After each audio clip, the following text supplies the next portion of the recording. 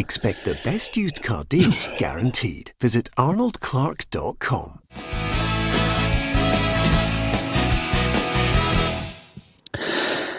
Welcome to Peter and Roughie's football show, sponsored by Arnold Clark. We're back with you again on Monday.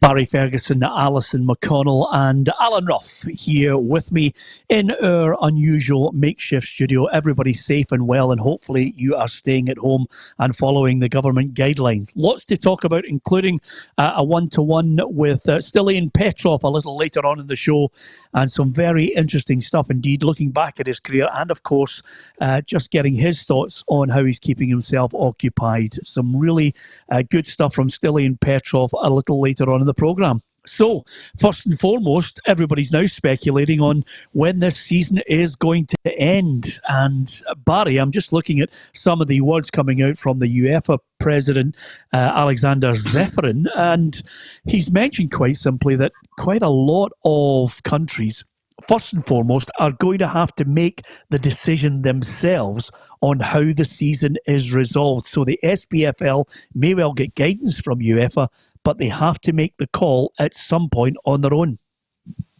Yeah, I read that, and I'm sure the SPFL will need to now sit down, Peter, over the next couple of weeks. Because as I've said plenty of times, I can't see the football season being played.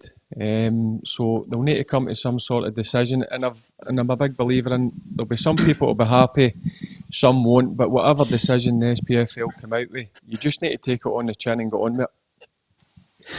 Well, the one thing I think we need to show in this one, Alison, is patience, because we have so many different variations on how they're going to resolve things, and everybody and their granny's got their tuppence worth to say about it. But we have a situation where the English Premier League's possibly looking at some kind of World Cup style format to try and resolve it over a short period of time. I can't see that happening.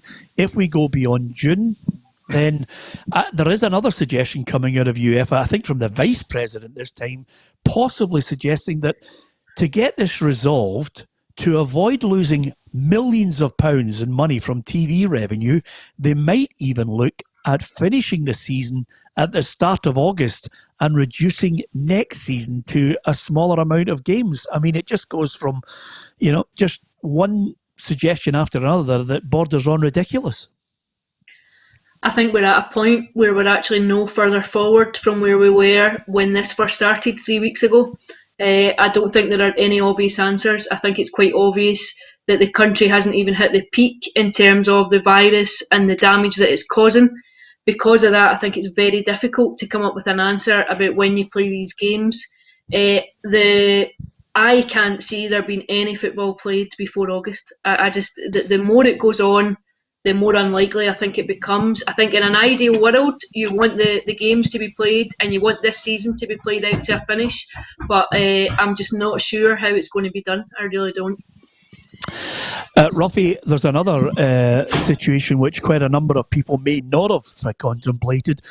Never mind football clubs being in financial difficulty. What about TV stations, TV companies? The revenue that they take in from advertising will have dropped astronomically over the last couple of weeks. So clearly, there are big TV companies who have paid for football that are looking and thinking to themselves, well, you want us to pay out millions and millions of pounds, but there's no football and we don't have advertising revenue in at the back end as well.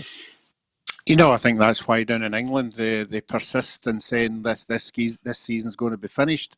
We're going to, whatever means, we're going to get it done to. And the reason behind that is if the TV companies ask for their money back. And we're talking about masses of millions and millions of pounds that these English clubs can't really afford to lose. So that's why it keeps getting delayed. We've said it all along. Everybody's looking at their own bit. TV companies are looking at their bit. The clubs are all looking at their bit. The more and more individuals you hear for every different club, nobody's singing for the same hymn sheet. Everybody's got their own ideas on how this should end. Yeah, and everybody obviously would like the money to be paid at some point over the course of the season, and champions and relegation issues all solved. So lots of things to debate. Don't forget that Stiliyan Petrov will be on the programme a little later on. Hi to Scott Fairgrieve, has joined us, Mel Irving as well, Michael Ryan, and lots of people. Gary Adams says hello from Columbus in Ohio. Gary, great to have you with us. Also Declan Carr, Gordon Bruce joining us, Paul from out there in Jersey as well with us. If you want to share the stream, you can do. We'd be delighted if you want to share it with your friends. We're talking football. We've got Barry, Allison and Roughie on the case.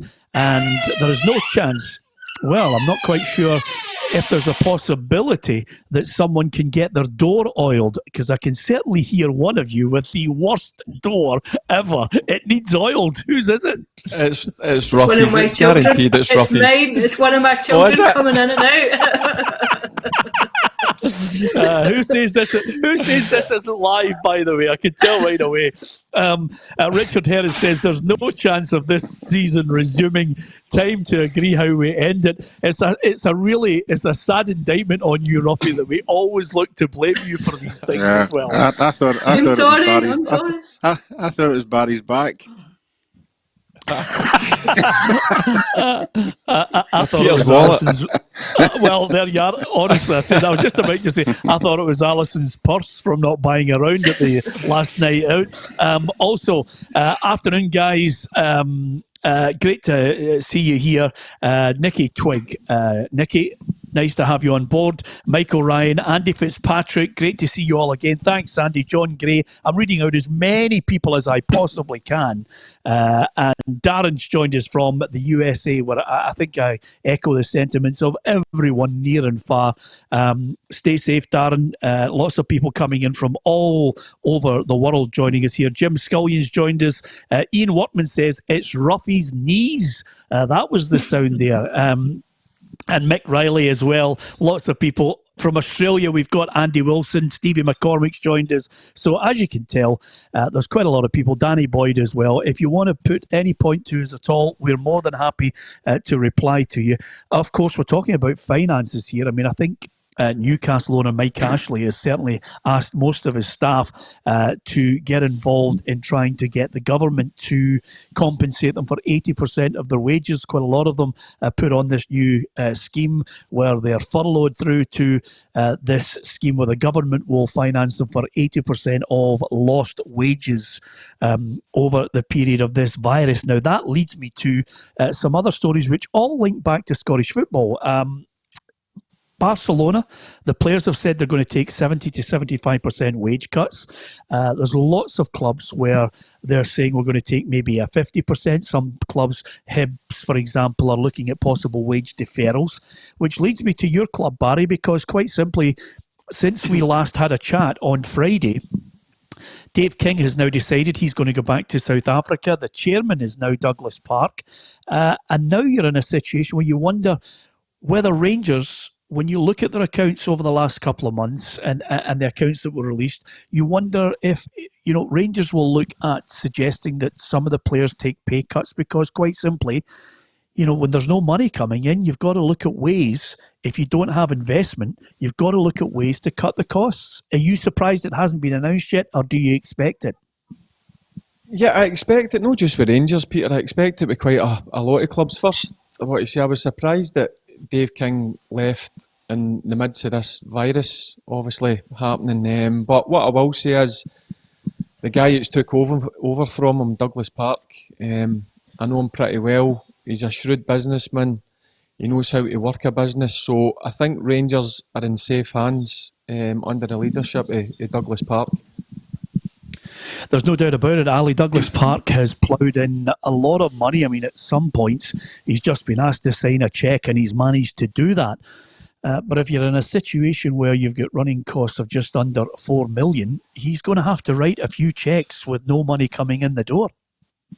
I think it's inevitable that all clubs, possibly Celtic withstanding, given their accounts, they can maybe sustain and see off what's coming here. But I think it's inevitable that every other club will have to come up with either a wage cut or a wage deferral scheme, something like what Hibs have spoken about. But I think it's definitely on the cards, because you look at clubs who are fairly robust in their finances and how they have been looked after in recent months. You saw what came out of Aberdeen last week. We've seen what's coming out of Hearts. I think it's inevitable that there'll be more financial pain for every club in the league. I think Celtic are maybe the one who might be inoculated against the worst of it, given the finances that are there. But I would suspect that Rangers might have to go and ask the players if there can be some kind of agreement come in terms of wage cuts or whatever. I mean, we've had a couple of stories, Barry, one about Jim McCall possibly being asked at some point if he was interested in coming back in to Rangers. And then, of course, you had that story about Graham Souness saying he'd love a place on the board. I don't really read anything into what Graham Souness could offer Rangers on the board. What I think is the key here is Douglas Park continuing to finance the club in these difficult times. And then, as Dave King mentioned on Friday, there's no investment coming in from Stuart Gibson. That's been shelved for the moment. Mm-hmm. It's more a case of saying, can they ride through this storm and then look for investment? Because when you're suffering losses like that, like every other club, you'll need someone to come in and put major money in.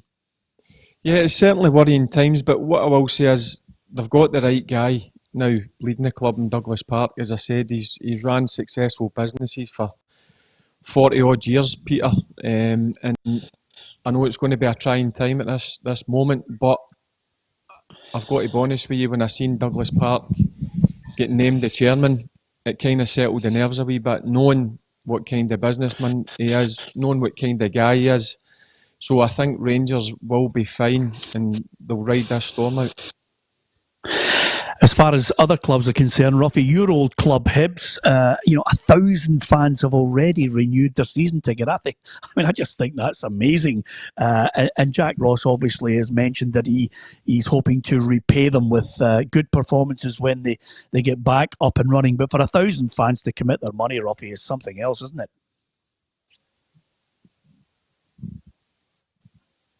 And I suppose Celtic as well.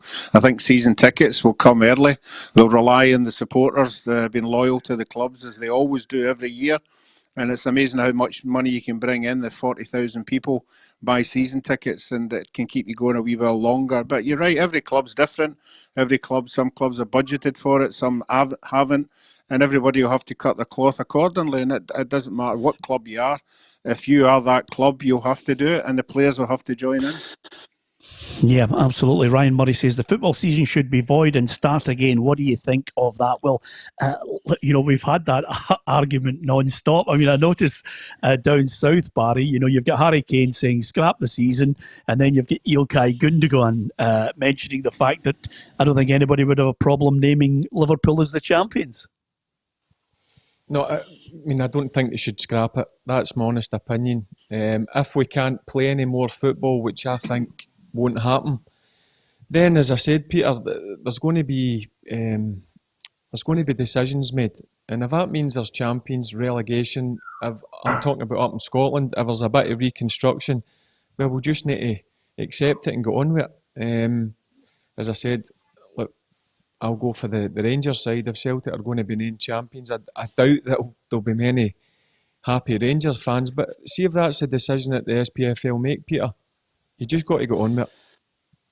Yeah, I know we've talked at length about the fact that we really hope that they scrap the relegation and bring a couple of sides up from the Championship to make it a 14-team league.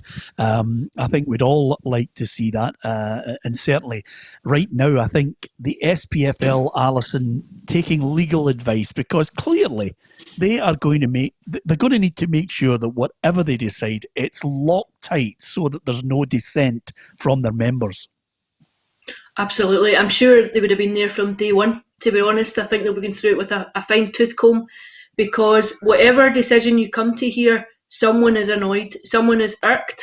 Whether you declare it as it stands, there are people who have genuine grievances, or whether you decide to play it out, there are absolute things that come to the fore when you do that. If people are out of contract, or you're free to sign other players. How does that work, and how does it affect the way that the season is then played out? The other teams have an advantage.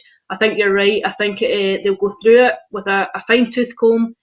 But even no matter what they come up with, I still think there'll be a legal challenge. If they declare it as it is, I think we've already seen that Hearts are going to challenge it, like the Thistle might challenge it. I just don't think there are any clear answers. But what you will get whenever a decision is made is lots of dissenting voices. Yeah, absolutely. Listen, I'll tell you, all sports, broadcasters are doing their very best to try and keep us occupied. I don't know if you noticed, Roughie, as well. Barry, with his sons back in the house, was playing ping pong to keep himself occupied. Explain this game to us, Barry. What was that all about? It was beer ping pong. That's what I was playing. That's how bored I've got. No, he came back from Sweden on Friday. Just glad to get him home. So me, Kyle and Connor decided to have a game of beer ping pong. So it didn't end well. I woke up on Sunday morning with a sore head, that's for sure. You see, is it a drink every time you lose a point? Yeah, and I was losing a point every single bloody time they done it. So I think it was a set-up, to be honest with you. I've got to be honest with you, they set me up. Yeah, I must just mention to people under the age of 18, don't play beer ping pong and everything in moderation. I always like to cover my tail, Roughie, on this. You know what I'm like. Roughie, how did you keep yourself occupied? Yeah, well, I was out all weekend in the garden. Garden's looking absolutely magnificent. Did everything I had to do for the summer when it comes, and I've actually opened. I was going to post you some pictures. I've moved on the wildlife theory. I've started taking a lot of photographs of the wildlife about the area, and I'll be publishing them for you to put out there so people can see what is out there in the country. Well, that's absolutely fantastic. I wish I was there with you, Roughie, just looking at wildlife in your garden. For one moment there, Alison, I really started to panic when he said I was out all weekend, and I thought, I know, so did I. So did I. This is one of the guys the message is not going through to. How does a married woman of 3 kids keep them all occupied? It must be mayhem in your house, Alison. I fear my alcohol intake has just gone through the roof this last week between the homeschooling and trying to keep the place tidy and keep us all sane. It's almost impossible. So I think when we come out of this, my liver might need a break. Yeah, absolutely. Lots of people taking wine when they wouldn't normally have it, just to try and keep themselves sane. Everything in moderation. Listen, Scott Stewart has joined us. Thanks to Scott. Gerard McLaughlin should donate a week's wages to the NHS, says Gerard. I think he's talking about players. Some players are just delighted that they got a week's wages, to be perfectly honest with you. And of course, lots of people like Andy Chalmers has joined us, Jimmy Riddle as well. Hart's statement says they're safe for 4 months money-wise, says Jimmy. Listen, I hope lots of clubs are all safe going over the next 3 or 4 months, because I don't think we're going to get any football on this. I'll tell you one thing I really enjoyed, and I'm going to get your thoughts on it, especially yourself, Roughie. The BBC, in their infinite wisdom, decided to put some of the old cup finals on at the weekend, and a cracker from 1991. I don't know if you guys watched it. Motherwell 4, Dundee United 3. It was great to see our old mucker from Tuesdays, Darren Jackson, there scoring what he thought was going to be an equaliser and then a Dundee United win, Roughie, but it wasn't to be. Yeah, unfortunately, I only got seen 90 minutes of that show, and I don't know what happened until after it, but certainly, I have to admit, he was having a bit of a nightmare, so he must have improved in extra time. Because nothing was happening for him at all. Big Craig Patterson had him in his back pocket, but they're very young looking, Darren, I must say. But certainly I know I've got the rest of the game taped, so I'm sure the extra time will be pretty exciting. Yeah, absolutely. He was looking absolutely dapper, by the way. Very, very young indeed. And I didn't actually know at the time that Dave Bowman got man of the match in that Scottish Cup final. But 1991, Tam Cowan, I'm almost certain, has it taped on Betamax, VHS, DVD. But he will have watched it undoubtedly over the weekend. Dougie Liddell says, Barry, does Douglas Park have the funds to finance Ibrox, considering his other businesses will be suffering also? I mean, how big a millionaire is he? Well, he's got a few pound, that's for sure. I would imagine that he wouldn't take the job and he wouldn't be writing cheques, Peter, for the last couple of years if he didn't have the finances to put into the club. As I said, he's a wealthy businessman, a successful businessman. I know his businesses just now will be taking a hit, but I think he'll have a decent personal fortune to put into the team that he's always supported, Douglas Park. He was there when I was playing, certainly. He travelled everywhere to watch us with his two boys. So I know how much a Rangers fan he is. So whatever he's got to put in, he'll put in, Peter. Because I think maybe there's a misconception that all players are get millions of pounds. That was Roughie just moving in his chair there, by the way. I've got to get your thoughts on Gabriella Welsh says, hi guys, do you think all footballer players should take a wage cut as most of the country is doing at the moment? I mean, Alison, footballers are just like everyone else. It's a job, and they are taking wage cuts, but they are struggling. Not everybody is on the multi-million pound contracts that you see in the English Premier League. Absolutely. I think once you take away the top 20% and look at the rest of the league, it's people would probably be surprised at the figures quoted, but taking that aside, people have mortgages to pay, they have other commitments, they have other financial bills to meet. So it's the same for the rest of us. When somebody cuts your wages, it's a difficult and it's a bitter pill to swallow. And I think it's probably more complicated by the fact that some of them might be coming to the end of their current terms that they're on to. They might be coming to the end of a contract, which complicates things even further. Yeah, Paul Donnelly says, Peter, I don't always agree with Barry about the season being void. The table has to stand as it is. The other good thing, I don't know if you're aware of it, folks, is that probably maybe in the next 10 minutes live, you could see Alison McConnell's house being dismantled as the kids start firing things at her. I mean, it's absolutely vintage in the background there, Ali. You're under real pressure. My husband's upstairs trying to teach a class to his students on Zoom, and I got the short straw of being downstairs with my kids. I seen her. Did you see Alison give the? Did you see her give the evil eye there? Aye, did you see it? Seen it? Absolutely. You've had, is anybody actually? I don't know if I've ever had that evil eye offer, but I just spotted it there now. We must get that out on Twitter. Alison's evil eye. We'll surely see it sooner or later. Mary McCormick says all of us Celtic fans out there are glad the board has kept its books with having money in the bank. I'm sure even Celtic will be looking at the situation and addressing the fact that over the next 3 or 4 months, there's no money coming in the door, but that cushion that they have in the bank certainly will be welcome. Right now, thanks to Dougie Liddell for coming on, Ryan Kilmurray as well, Ali Quinn. It would be different if the leagues were a close call. Not the case here. Celtic and Dundee United will win their respective leagues, says Ali. I'm trying to read out as many of the messages as possible. And also, it's great if you get to like, share and follow us on Facebook. We're on Monday to Friday at 4 o'clock every day. And it's also live on YouTube as well. So it's great that we'll get so many people following us and offering us their opinion. Coming up very shortly, we'll be hearing from Stiliyan Petrov. I caught up with him a little earlier today to get his thoughts on what he's doing to occupy himself and also look back at some of the great memories. And there's a great little story in it about how Bobo Balda nearly stiffened him. It's as simple as that. I don't know about you, Barry, but dressing room bust-ups and fights with players are the norm, especially if you've lost a game that you really wanted to win.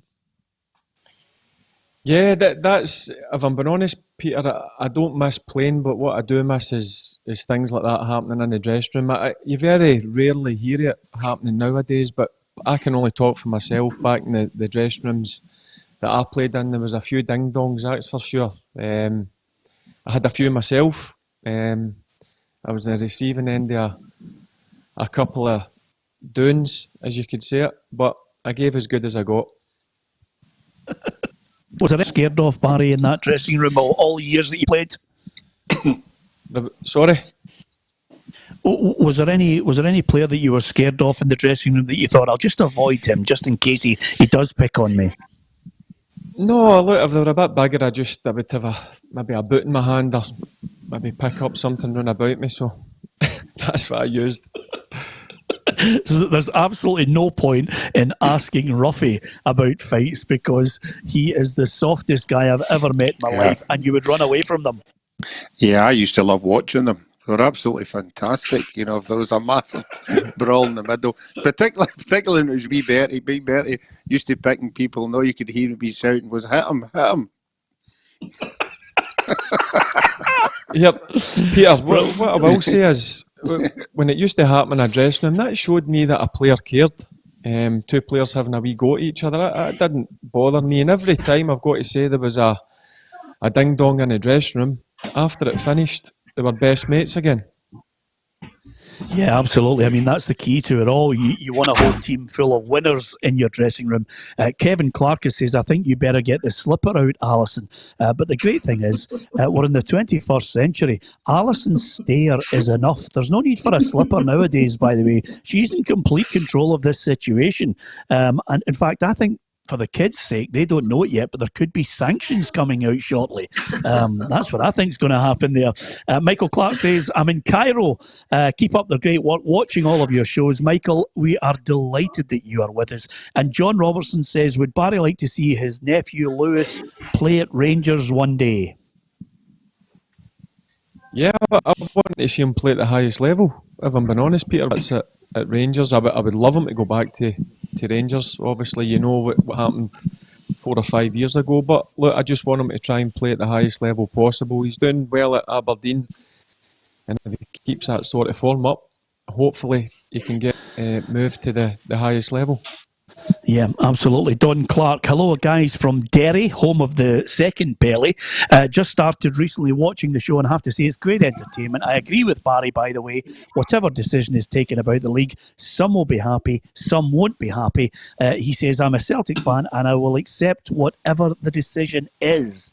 And I think that is very gracious. A lot of people coming on. The great thing about this programme, when we get people interacting, 99.9% love their football, know their football, offer an opinion which we welcome.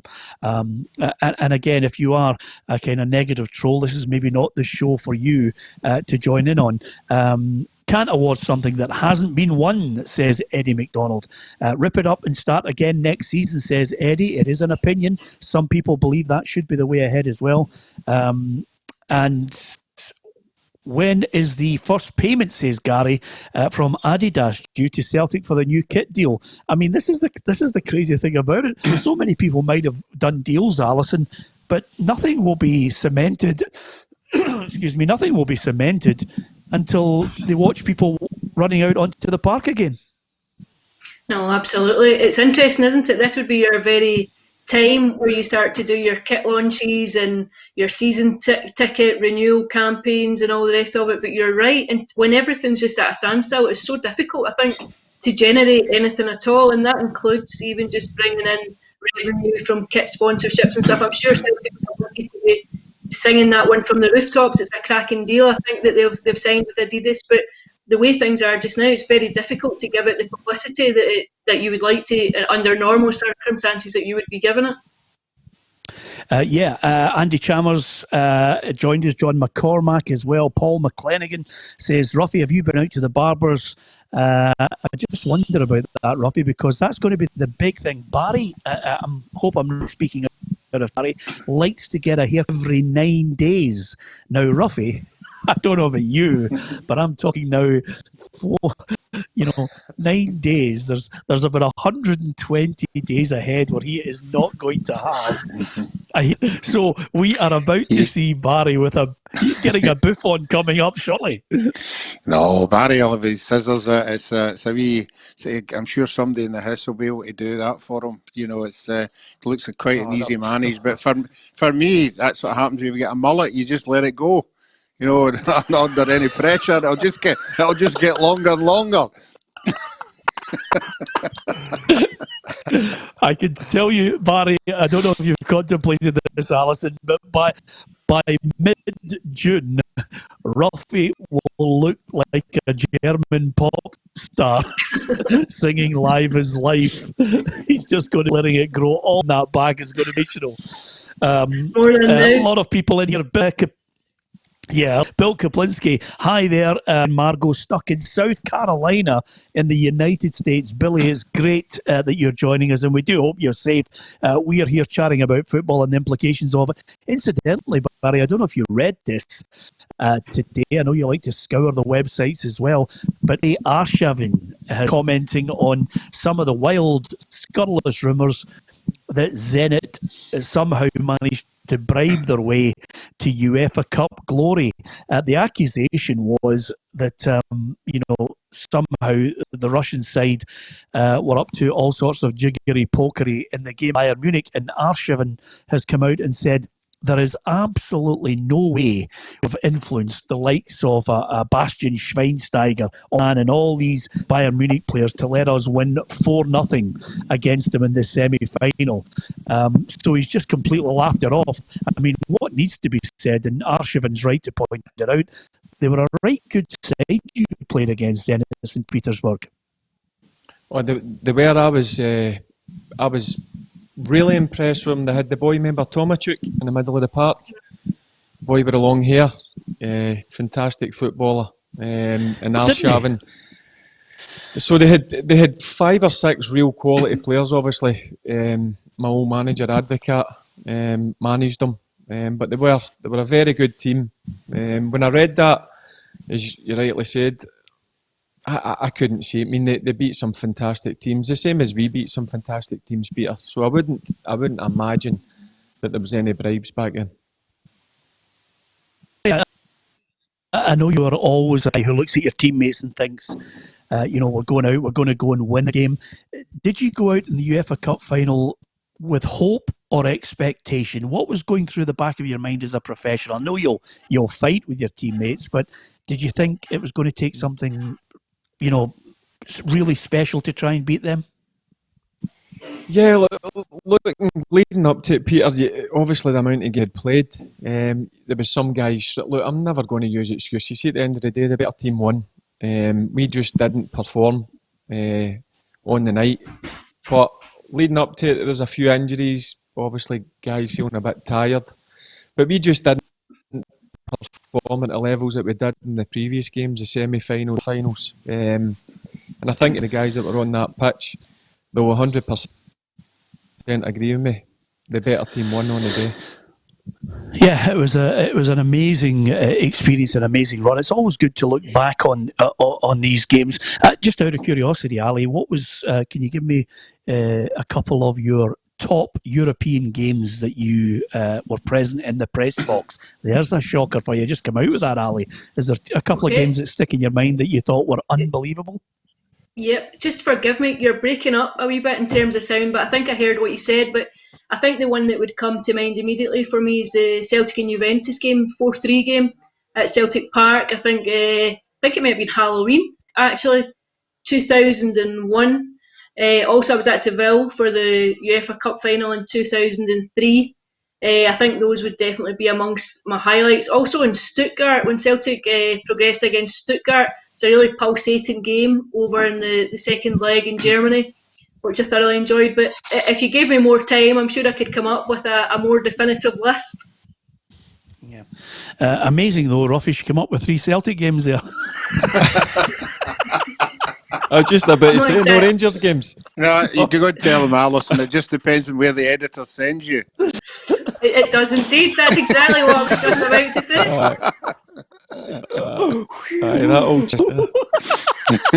Yeah, exactly. Don't worry, Barry. I travelled everywhere with you. I was Cheers, with you all the way. Cheers, Yeah, exactly. I was with you all the way. Tony Robertson says hi from Brisbane. Lee Shanley's with us as well. Watching from Dublin, guys. Dara McGee, great to have you with us, Dara. We always like to try and mention as many as possible. Paul Logue says, I can't believe for one single minute that if Rangers were clear in the league, as Celtic are now, fans and players wouldn't be shouting for the league to be declared null and void. I mean, listen, it depends on who you support. If you're behind and you're looking at the situation where you're not going to win the league, a little bit of rivalry and, good rivalry as well. You'll always say, we don't want the league to continue. Some fans will just accept it for what it is. But I'll tell you, I wouldn't like to be Neil Doncaster when he has to eventually call it, which I think he will have to at some point, unless, and this is still the little caveat that we don't know about, unless they turn around and say, we have to keep that money coming in from the television company, so we are going to resolve this in August, which I think, suddenly when you think, the Premier League's got a £750 million deal alone from the broadcasters down there, not including all the deals that they managed to sign for rights across the world. But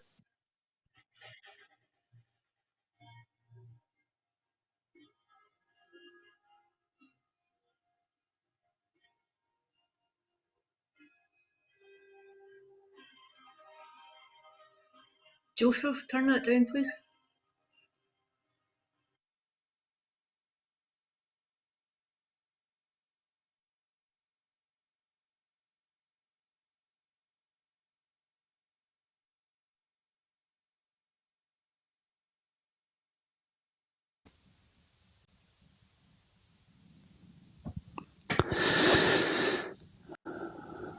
I wonder if I've Peter. lost.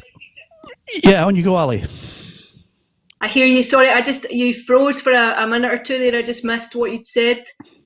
I was just saying, they're talking about, still trying to resolve getting the money paid to them. 750 million alone down south in the English Premier League is going to be a huge amount of money that they don't want to lose down south. Never mind anywhere else. No, absolutely. I think everyone's ideal resolution is to play the games if it's possible. I just think the longer it goes, the more unlikely that becomes. But I think when you look at the amount of money that's been invested by television companies, you can see that there's a huge problem. If they have to recall some of those funds, there's a huge hole then. So you can see why people want the games played. I also think you mentioned Neil Doncaster, but when you look at it, there's so much self-interest too. Everyone who has an opinion in this comes from their own vantage point. I don't envy him his task, but I think we do need some clarity, and sooner rather than later. Yeah, absolutely. I don't know about you, Barry, but I froze for just a couple of seconds there. I was just wondering whether you were confident that Roughie would be able to handle the show for the next 15, 20 minutes. Would you have been confident, Roughie? Yeah, I froze as well, so it would have been Barry. I was frozen too.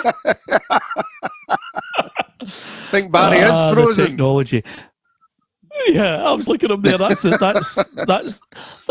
way he was in the midfield. He does that deliberately just to look good. Well, listen, I'm sure Barry right now will be scalping the front of his screen with his flip-flop, trying to get it working again. But listen, we did promise you a chat with Stiliyan Petrov. I caught up with him earlier today, the former CSKA Sofia. He reminded me of that. Aston Villa and, of course, Celtic. Played for Bulgaria for over 100 caps. But I caught up with him earlier today as well, but we're going to get that in the next couple of minutes. One of the things I'm going to show you guys, and you can give me your thoughts on this, and lots of people can give me their reaction as well. All this week, we're going to be asking you for your team of the season. And our reporter, Gabriel Antoniazzi, and our backroom team have put together what we think are the 11 definitive players. Here they are.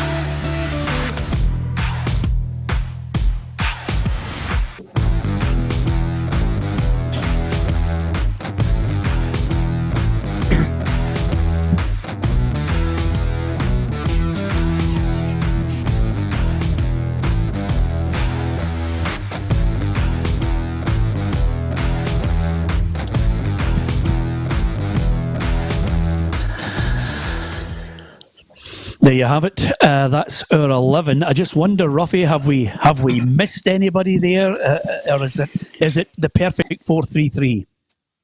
Yes, I think it is possibly 4-3-3. Yeah, it's as good as you get. Obviously, you went for three out-and-out strikers, so some people might think, oh, you need a supply for the three. You know, that might be a bit an argument. I would possibly been goalkeeping neck of the woods. I think Fraser Forster's had a fantastic European season.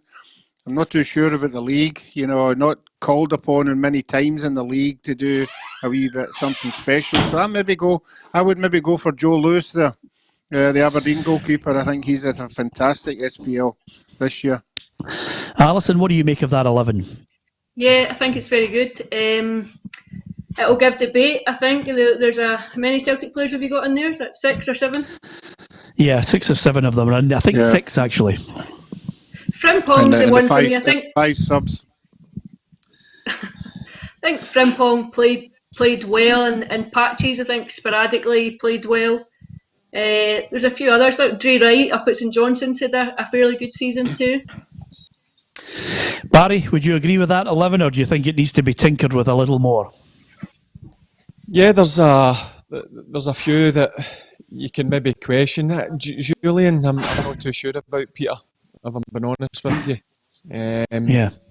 Who would you put in his place? At times, but who else? Yeah, I think Ayer's had a better season, if I'm being honest with you. In the goalkeeper department, Fraser Forster, look, he's top class. It's a hard one between him and Alan McGregor, to be honest with you. Two top class goalkeepers. Yeah. I would have to agree with. Yeah, it's a good point. I can't believe some of the people are talking about Lee Griffiths. Lee Griffiths has only kicked a ball in the last couple of months, and I don't think we're being unkind not including Lee Griffiths in it. But listen, it's all about opinions. We'll put it out at PLZ Soccer on Twitter, on Facebook as well, and you can give us your thoughts on it, who you think should be in the team of the season. But that's the 11 and a 4-3-3 formation that we've chosen. Listen, I know all the guys will be back with us. Barry will be with us on Friday. Alison will speak to next Monday, providing, of course, her kids' point have not been sanctioned and put ground in the room. She'll be back with air next Monday, I can promise you that. And Roughie as well, back with me tomorrow when we'll be speaking to Darren Jackson. And fingers crossed, we're going to try and line up a few special guests for you this week to hear from. So let's hear from first and foremost, our first guest this Monday. I caught up earlier with Stiliyan Petrov. Well, I'm delighted to say I'm joined here on PLZ Soccer with Stiliyan Petrov, former Aston Villa, Celtic and, of course, Bulgaria midfielder. Stiliyan, first and foremost, are you fit and well? How's the family? How are they coping? I'm fit and well, thank you very much. Everybody's okay. We decided to self-isolate ourselves now is 18 days ago, even before we had the news for lockdown or isolation. Obviously, I have a lot of friends in Bulgaria, in China, friends that I've played with, and managers, doctors. So I did have the phone call early and say that I have to take precautions, and we decided to do it ourselves 18 days ago. It's been a little bit longer for us, but we decided to do it, and I'm glad we did it. Yeah, I'm glad you did it as well. I was going to pick up on that point, Stiliyan. Obviously, with your leukemia, was it a particular concern that the doctors highlighted to you that you had to make sure you were not in contact with anybody with the virus?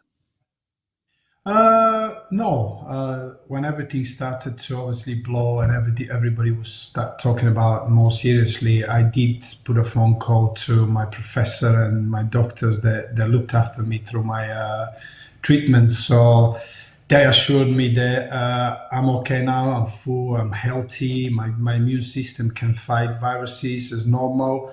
But when I asked them, but you don't know much about the coronavirus and how it affects the cells, they say, well, that's the interesting thing. So you still have to be careful. Not just me, everybody out there. And that's the most important thing. People don't realize the unknown, the things that we don't know about the coronavirus. This is what makes it more dangerous than anything else. Yeah, 100% sensible approach to it, Stiliyan. Let's talk about football, which is basically at the moment in lockdown as well. This is probably the most difficult question I've ever asked you. You've played for Celtic over 300 times. You've played over 200 times for Aston Villa. It doesn't look as if we're going to kick another ball before the summer, Stiliyan. So should Celtic and Liverpool be crowned champions in your mind? Listen, it's a very difficult decision. I don't think the worlds have clashed with anything like that before, not just in the football front, but in any other front. Every different industry around the world, every country have to deal, adapt, and adjust to it. I don't know the real answer. I do think that the league should finish, but they should not put a time frame. I think they should wait and ride the storm. They should just be calm about it and just find a solution for the next couple of months and then decide how it's going to proceed afterwards. I think people are just making rush decisions at the moment, what could happen and what will happen. But we still don't know how long we'll be in a lockdown. So I think at the moment it's just provisional, just dates and what's going to happen. But I think we should just be more realistic and that we should give everybody a time to adapt and adjust and move on. Bearing that in mind, would you stretch into next season and try and finish the season maybe in August if that was humanly possible?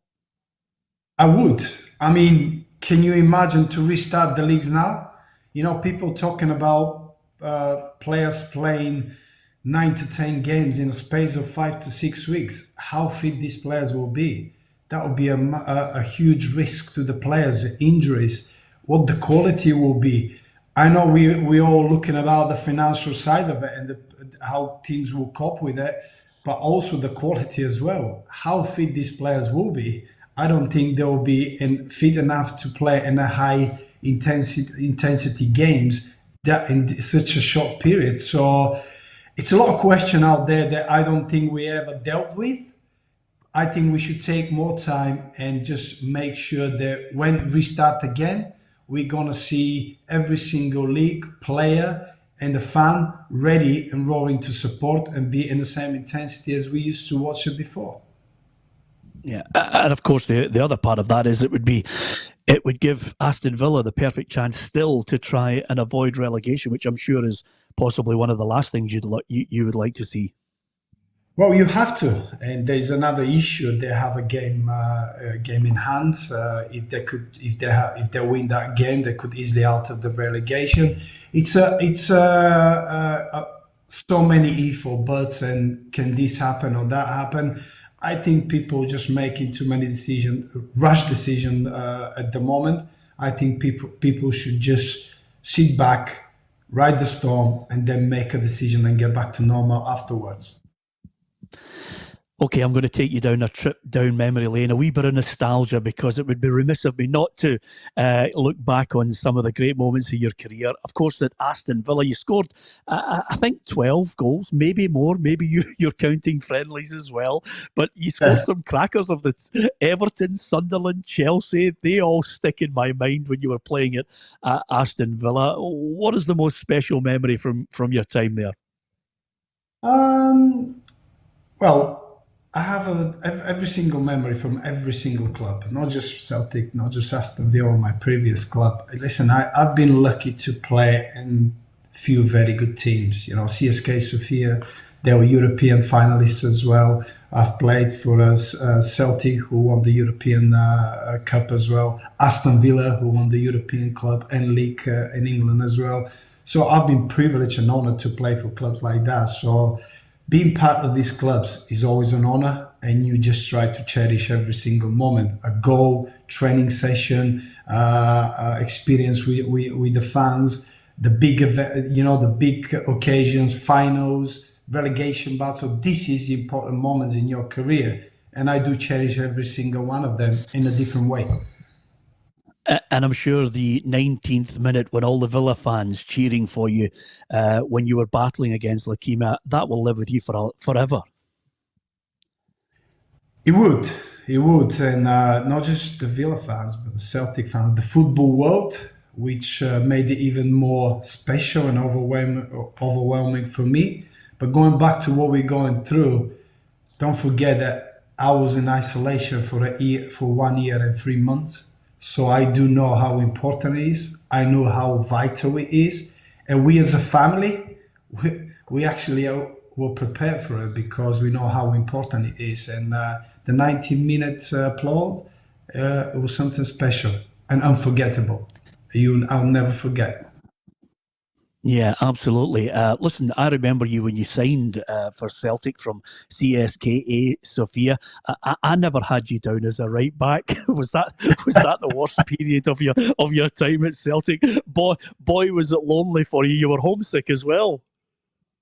You know what? The worst moment for me, Peter, was me not able to express my fears, to express my problems to people because I didn't speak the language. I couldn't say a word. I wasn't fitting in that club because I couldn't explain myself. I couldn't show or tell them what my problem is, what I have to go through, and how can somebody help me with it. That was my biggest problem, not the right back, because I believe that I should have done better. But me not being in a happy place with people just not trusting me or people playing me out of position, this is a problem as well. But for me, it was about not being able to communicate with people and explain my fears and my problems. That was my biggest problem when I went on. Yeah, and looking at that career at Celtic, John Barnes, then of course Martin O'Neill, special times under Martin O'Neill.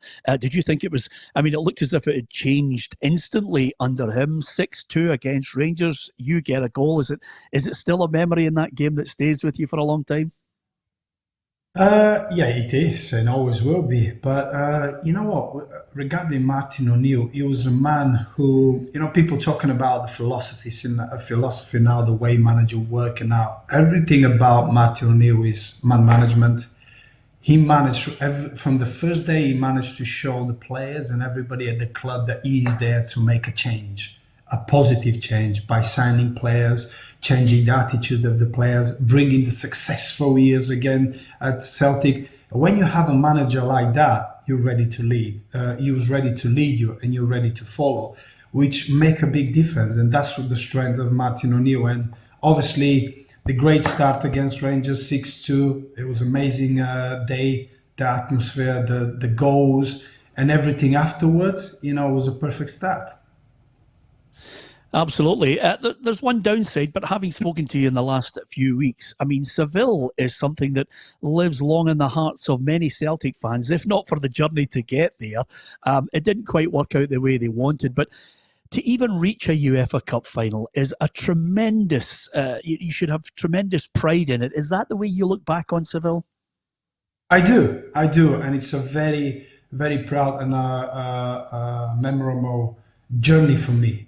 Myself, because Peter, how many players have been to a European final? Not many, and we had the pleasure to walk through that journey in a great way with a great club. Only unfortunately, the disappointment at the end is losing, but we lost against a very, very strong team. And if you remember, Mourinho had a very great, very well balanced team. We had to work really hard and we nearly got there. But at the end, the disappointment of losing is going to hurt us till the end. But we are proud as a team, as an individuals, with the journey that we walked through and the journey we walked together. Two quick points to finish, Stiliyan. I can't let you go without telling the story of how you nearly never made it, and it had nothing to do with leukemia, it had nothing to do with anything other than Bobo Balda almost killed you. Tell me about it. Listen, I love Bobo, he loved me, but we had couple clashes together. Listen, as a team, we demanded so much from each other, and I remember playing Hibs. That's the year we lost the league, to be honest, by 1 point from Rangers, and I remember 5 points ahead, 2 games to go. Hibs, we had to play Hibs at home, and then Motherwell away. I think we lost against Hibs 3-2 at home, and Bobo made 2 of the mistakes. And I think Lenny had a go at him on the pitch, and was keep happening in the dressing room afterwards. I walked in and I was like, Bobo, for God's sake, not again. You're costing us again. We told you, keep us safe. And it was like, Stan, shut up, just shut up and just sit in your place. And I kept going. The next thing I see, big Bobo, honestly, running towards me, pushing people aside. John Robertson, Jim Henry, the fitness coach. Listen, Chris Sutton is saying he tried to protect me. He didn't. He was just hiding. Tom was already jumping in his locker. And I'll tell you what, I was ready for a kill. I was looking for a Caesar. It was that moment I saw Bobo running. His eyes were that big. His veins were that tight. And I was ready for a kill. Listen, he grabbed and lifted me up, looked at me, and everything just calmed down. And he went in the sauna for about 35 minutes. I was a bit worried for him. So I tried to go and see him in the sauna, and he kept going, Stan, get off. Stan, get off. So, listen, it was memories like that because we had a great team. It was a great experience. I was a bit sad at that point, to be honest. Listen, I'm glad you're here to live to tell the tale. Just before we go, you still stay in contact with, not only Celtic, CSKA Sofia, Bulgarian international teammates, and of course Aston Villa. Who are you closest to? Who's your close friends that you're still able to have a good chat with? I have a lot. I'm really close. I have a lot of chats with Roy Keane. Is quite close to me. Fabian Theo, Ashley Young, Gabek Bonaho, Emil Heskey, Gareth Barry. This is from in UK. This is mostly I contact with people. I speak with them on a regular basis. But I do have a lot of friends that I do keep in contact with a lot of people, which you have to. I mean, I shared great memories with them as teammates, and it's good to have friends like that. Absolutely. Well, you know yourself, every time you come to Scotland, you get more than a few friends waiting for you. I've got to say it with you, Peter, as well, now and then. every now and then, your pattern's getting better than most, I have to tell you. If not the wallpaper in the background, but apparently that's trendy in the middle of Birmingham. I'm not sure. I'll tell you what, I'm going to make a point to my wife that I have to change it. Listen, it's difficult times at the moment. I have to check how my investments are going, and we may have a few spare changes to change that wallpaper behind me.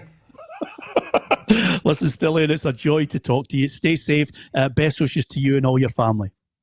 Pleasure sent to you guys. Petrov there, great to hear from him. Looked in good nick, Roughie.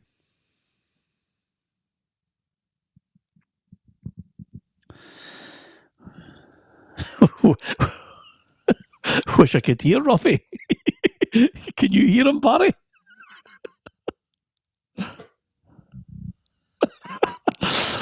Oh dear, brilliant. Listen, Stiliyan Petrov, an absolute joy. Hopefully you enjoyed the chat with him. Thanks to Barry, thanks to Alison. Look at Roughie, he's bolted already. Oh, he's back with us. Thanks to Alison, thanks to Barry Ferguson, and of course to Roughie as well, and to Stiliyan Petrov for joining us. Barry will be back with us on, I think, Wednesday, Alison next Monday, and Roughie, of course, tomorrow with Hugh McDonald, Darren Jackson, and you never know, there might be the odd surprise guest again. From everyone here, thank you for watching.